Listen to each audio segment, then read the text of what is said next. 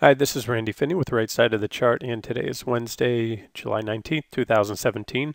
This is the second of several videos that I'm doing today on some of the sectors or industries, or in this case, commodities, precious metals, anything that stands out to me as a potential trading opportunity. Not all these are immediate hot buy now signals, but these are for example, I went over energy sector. I'm lukewarm on that. Here's gold. So I'll cover the precious metals in this video, gold, silver, and the mining stocks. This one overall, I'm certainly, I remain longer term bullish, have been for, last over almost 2 years now. But there are rips and dips along the way, and especially if you're trading the miners, my preferred proxy is the miners. As I always say, trading the gold mining stocks, gold and silver mining stocks, is simply a leveraged trade on gold. Meaning if gold goes up X, the miners go up 2X. If gold rallies 10%, you're going to get a 20+% rally. Typically in GDX, I'm not hard numbers on those correlations, but if you traded them, you know what I'm talking about. There's certainly they move more in percentage terms either way, and they certainly without a doubt mirror nearly perfect, especially when you look at longer periods of time. They mirror the miners mirror the charts of gold. So either way, whatever you like to trade, you can trade gold. You can get as leveraged as you want using futures, anything you want. So this is gold daily chart here. This is just been a lot of trends within the larger trend recently. Now, each of these trend lines represents something. Typically, not always. If I have a brighter trend line like I do here, that's a primary uptrend line. These are secondary or minor uptrend lines. There was a sharp falling wedge, breakout, sharp rally, bearish rising wedge, breakdown. You can see uptrend line, break. A lot of the things are marked here, divergent highs, things like that, which really, lead to the trend changes. And again, these divergences and everything else are commensurate with the time frame that you're trading. This is a daily time frame, so when you see, this was a series of 3 consecutive negative divergences. You had one right here, and I'm looking at the PPO down below, one right here and one right here against prices making 3 higher highs, and boom, that led to the most recent correction. So from there, what has happened, we had this minor downtrend line. This was pointed out before, this 115.70 level. I believe I talked about this, a potential flush out move below there, and it would be bullish if we regain that level. And we did shortly afterwards.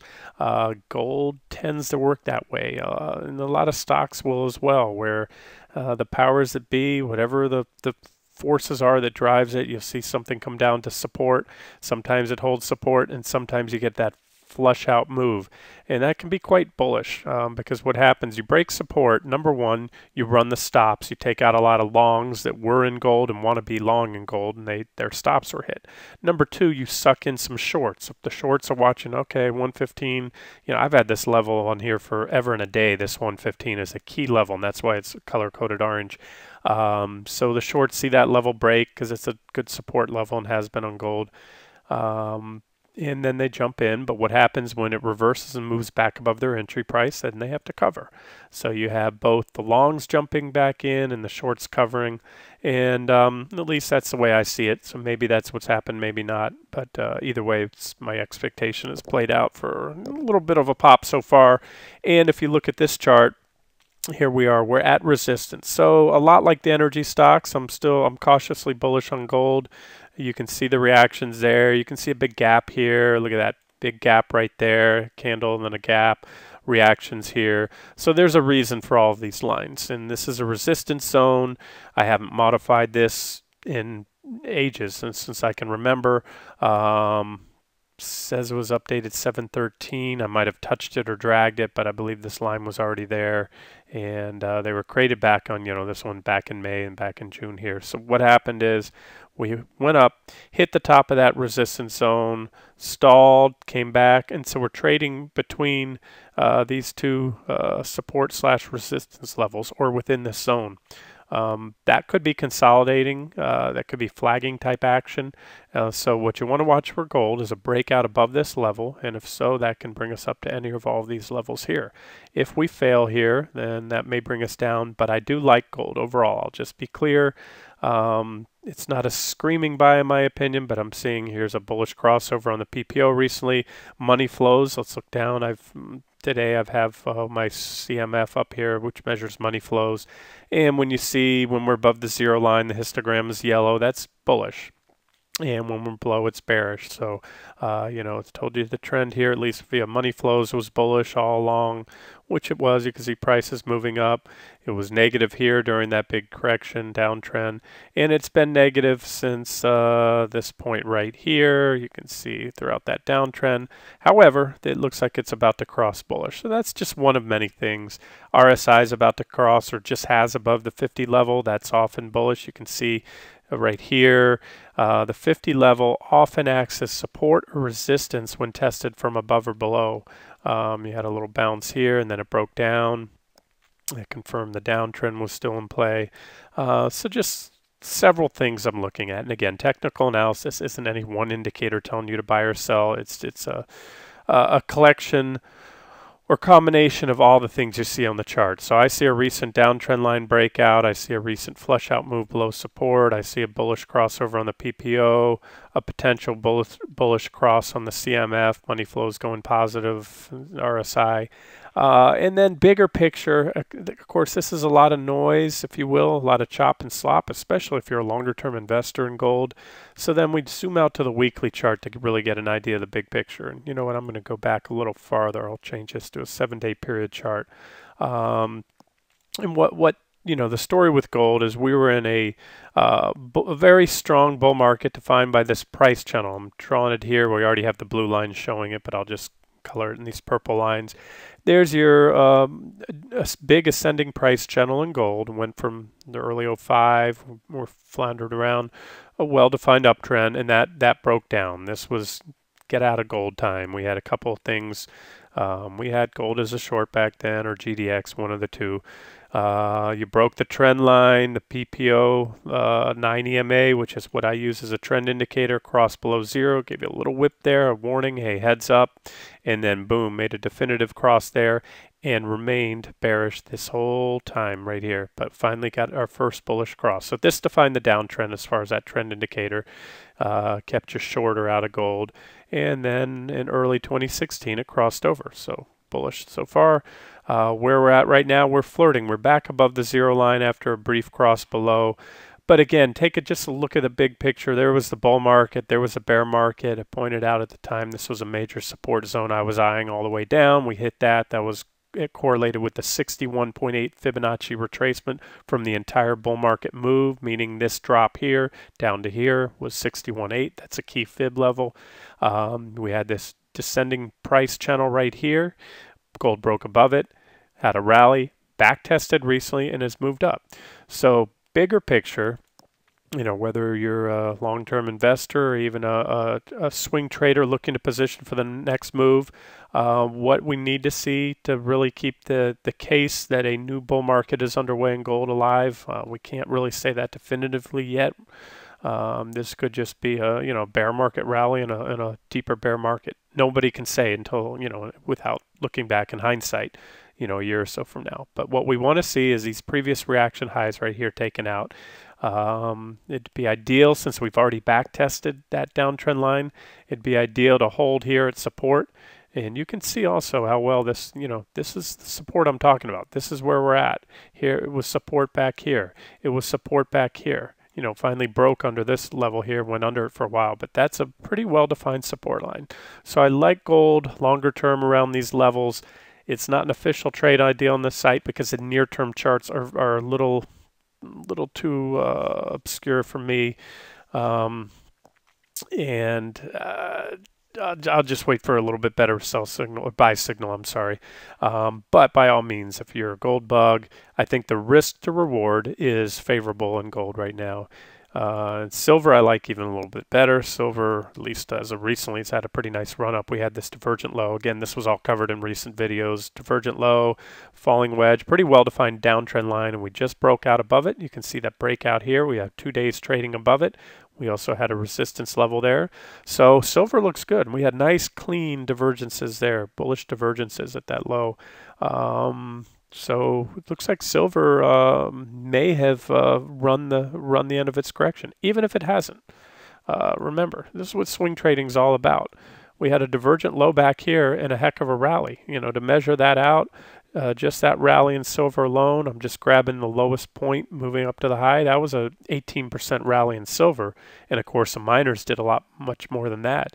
So whether you're an investor, if you are an investor, I'll just say this: as of now, the trend remains lower if you look at it this way. Oh, sorry, wrong tool, guys.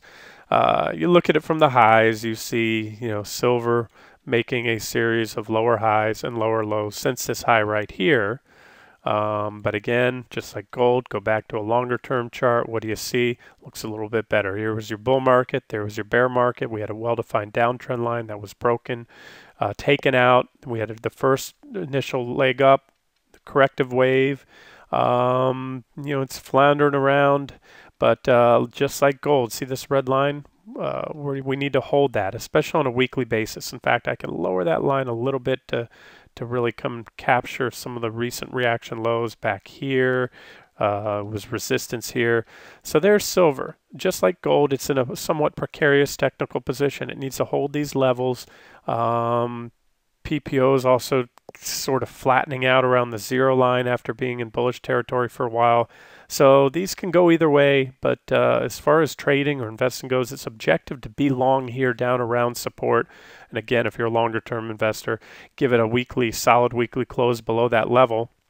And if you don't want to jump the gun on it, you want a little more evidence, or you want to take a starter position here, there's a downtrend line. So this line with that bottom line forms a descending triangle pattern, and that would be bullish if we break above it. So here, this would be your bullish scenario in silver. Breakout, probably come up here, retest that previous reaction high, and then boom, continue on. And at this point, if this occurs, I think it's safe to say a new bull market in silver is underway. And gold's probably going to move more or less with silver, of course. GDX, the miners, the charts on the miners look better to me than gold, actually. You see, well, it's all here. You can see the charts. I've covered this many times. Series of divergent lows. You get these divergent lows, PPO, RSI, and you rally. And you get a little extended, overbought. There might be a trend line I'm sure I could draw right here, an uptrend line that was broken, correction. Rally there, divergent low right there, another rally, another divergent low recently. And this is a series right now of 2 consecutive divergent lows right here, 1, 2 from this point. You know, we had one back here, but I put these two as a, you know, really one and the same, just a larger divergent low at this point. And this purple line shows you what seems to be like a falling wedge type pattern. So there's your buy signal on silver. And most importantly, and I say this often, don't trade the miners in a vacuum, or at least I don't. I can't tell you what to do, but when I trade the miners, there's 3 things I'm keeping a very close eye on to confirm or refute my analysis. In other words, if I see a breakout here in GDX, I want to see a breakout in gold, or that it's already broken out, as well as silver, more so in gold, but also in silver. A lot of the components in GDX are also silver miners. They pull silver out of the ground as well. It's not purely only gold mining companies. The US dollar, which we'll get to now. I need to have the dollar confirm my analysis because gold overall, and you can do this yourself, take a 10, 20-year chart, overlay the price of gold with the US dollar. You'll see there's a pretty strong correlation there, or inverse correlation. There are disconnects at times. There are times where the dollar can be rising and gold can be rising, but typically dollar falls, gold goes up. So there it is. There's your buy point for gold. I'm sorry, for the gold mining stocks for GDX.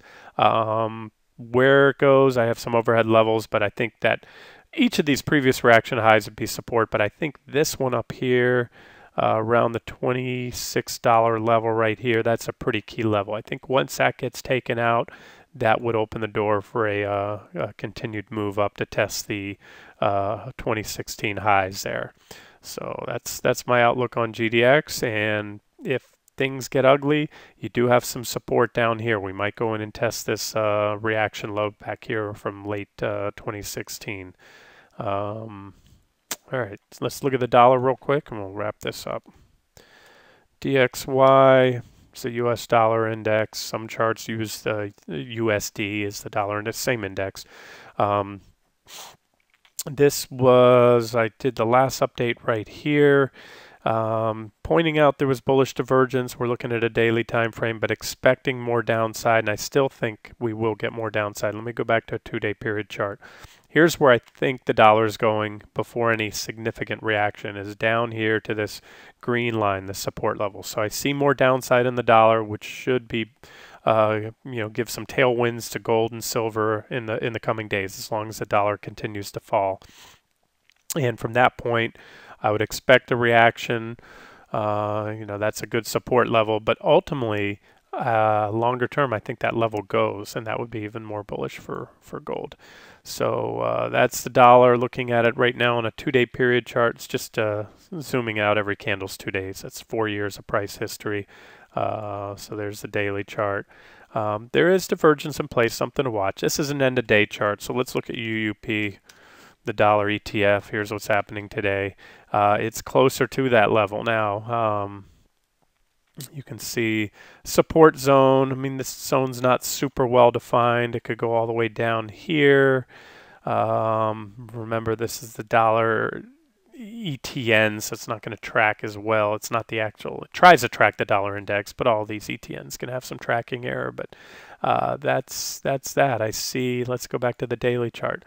If you guys recall, a few days ago or last week, I did a video here showing you this bullish divergence that was in place with this white line, but I told you I expected things to move down lower and those divergences to be taken out, and that's what's happened. So I'm going to remove this line now. I'll just move it lower, and there's still potential divergence because we haven't made a lower low on the PPO or the RSI yet, but again, I still see a little more downside, but the dollar is getting quite oversold. Anything can happen, and that's what's tempering my bullishness right now in the precious metals. Bigger picture, we go back to the weekly chart. This is UUP. Let's go to a weekly here. Whatever. I'll show you again on DXY, UUPs, and ETF. That's the thing. So here's what I'm looking at on the dollar. I see this big divergent high. You can see the negative divergence here. Very powerful negative divergence. I mean, we had negative divergence back here on the dollar. We had divergence back here, and you can see what happened.